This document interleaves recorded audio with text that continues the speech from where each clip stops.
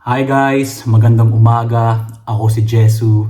Isa akong language tutor higit 10 taon na. Nagtuturo ako ng English, ng Spanish at ng Tagalog. At halos 1 taon na akong nagtuturo ng Tagalog sa isang online platform na tawag ay Preply. Sa video na ito, pag-uusapan natin kung paano ako natutong mag-Espanyol. At siguro, baka meron dito na pwede nyong magamit kung ikaw ay isang language learner or pwede rin kung ikaw ay specifically nag-aaral ng Espanyol. Pwede mo rin ito gamitin para sa iyong Tagalog kung sakaling nag-aaral ka ng Tagalog. So, nagsimula ang aking pag-aaral ng Espanyol. Bata pa lang ako. Sabihin natin na sa 6-7 taong gulang pa lang ako. Yung lola ko nun, marunong siyang mag-Espanyol.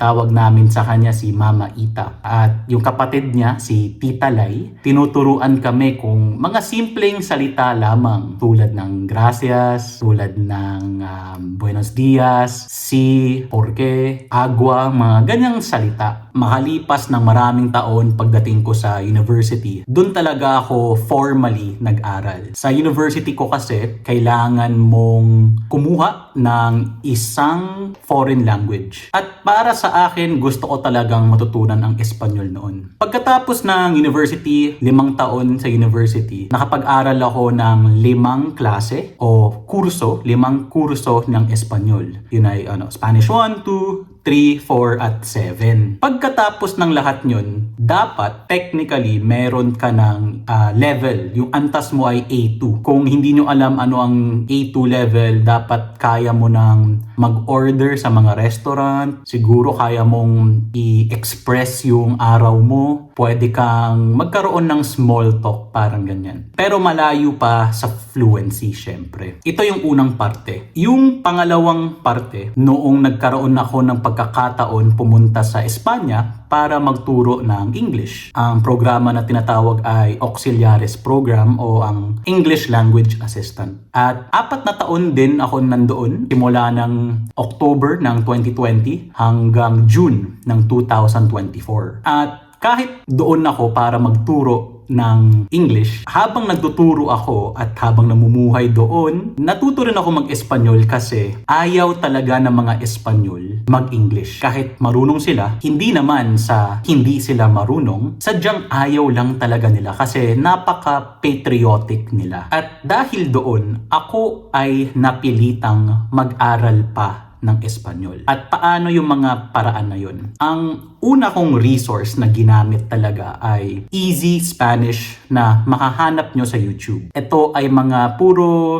interviews ng mga tao sa Barcelona, sa Madrid, at ibang-ibang parte, minsan nga sa Mexico. At kakausapin nila Espanyol, tapos merong Spanish subtitles, at sa ilalim noon, merong English subtitles. At kusa kong inaaral ano ang salitang ito, ano ang ibig sabihin nito. At dahan-dahan, mas lalo kong nakukuha, mas lalo kong napipick up ano ang mga iba't ibang sentence structures. Kahit napag-aralan ko na siya, tulad ng sabi ko nung huling video, alam natin ang mga wika ay may kaibahan kung paano talaga siya gamitin. At halos ganun din ang Espanyol. Ang napag-aralan ko sa university kasi medyo formal. Pagdating ko sa Madrid, grabe, halos hindi ko alam ano yung sinasalita nila. Iba talaga kapag application na. Kaya yung Easy Spanish ang laking tulong nun. Sa labas ng Easy Spanish, nanonood din ako syempre ng mga random grammar videos ng mga maraming teachers maraming resources sa YouTube at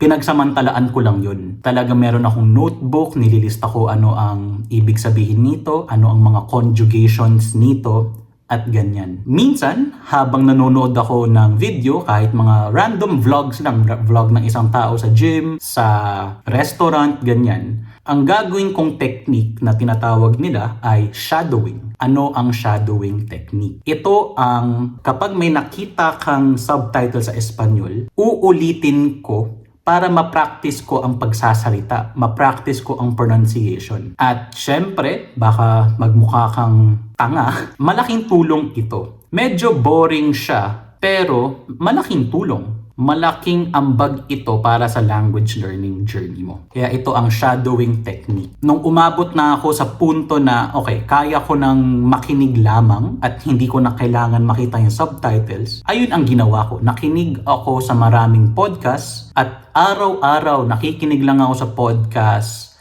na iintindihan kung sinasabi nila. Ang isang aspekto nito ay hindi sapat ang makinig lang. Hindi sapat ang mabasa mo. Kailangan mo talagang practicein na magsalita. At oo, syempre, ginagawa ko rin magsalita sa harap ng salamin, minsan sa harap ng camera. Pero mas okay pa rin kung meron ka talagang kausap. Kasi ang ating thought process, ibe, parang mahahanda ka talagang mag-isip. Talagang mapipilitan kang mag-isip. Kaya madalas din ako gumagawa ako ng intercambio, yun ay language exchange. Makikipagkita, pupunta sa mga language exchange meetups, kadalasan sa bar o sa cafe. Minsan mas intentional, mas one-on-one. Kasi meron ding mga Espanyol na gustong mag-aral ng English o gusto nila pagalingin ang English nila. Meron din naman akong kaibigan, Yosh at Fonso. Ito yung mga kaibigan ko. Fluent sila sa Tagalog. Maraming salamat at kayo, no? Sinuportahan yung Tagalog journey ko at tatanungin ko kayo. At sila nakikipag-usap ako sa kanila at matagal na process siya eh. At kapag nga meron akong libreng oras, puro videos, talagang puro comprehensible input ang ginagawa ko. Sabihin natin nagsimula ako October 2016 ng pag-aaral. Hindi hanggang mga July ng 2023, talagang umabot na ako sa medyo komportable. Nung huling taon ko sa Madrid, nung school year 2023 hanggang 2024, lahat ng kasama ko sa trabaho, halos lahat, hindi ko man lang narinig mag-English sa akin ni isang beses. Bago ito, dati naiinis ako kasi hindi ako marunong. Bakit nyo akong ini-Espanyol? Paano kung nagkaroon tayo ng maling intindihan, di ba?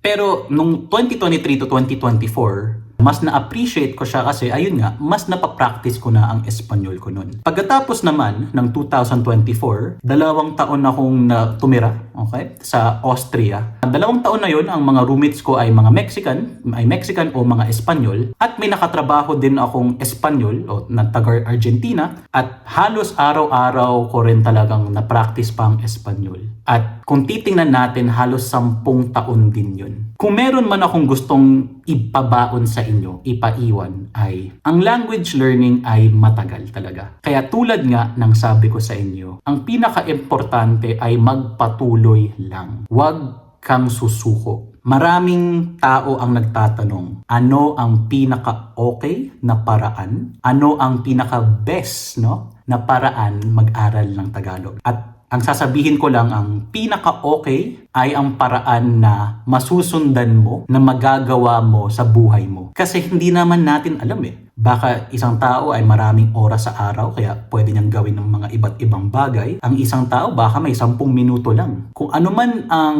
pwede mong magawa, ay malaking tulong ito. At patuloy lang tayo. At sa ganun guys, sana meron man ako nabigay na maayos na impormasyon para sa iyong language learning journey. At kung meron kayong mga tanong, syempre, huwag kayong matakot mag-comment. Message nyo ako sa social media ko tungkol sa language learning journey ko. At baka pwede ko rin kayong bigyan ng iba't iba pang resources na ano pa ang ginamit ko. Pero ngayon guys, maraming salamat na andito ka sa video at kita-kita tayo sa susunod. Paalam!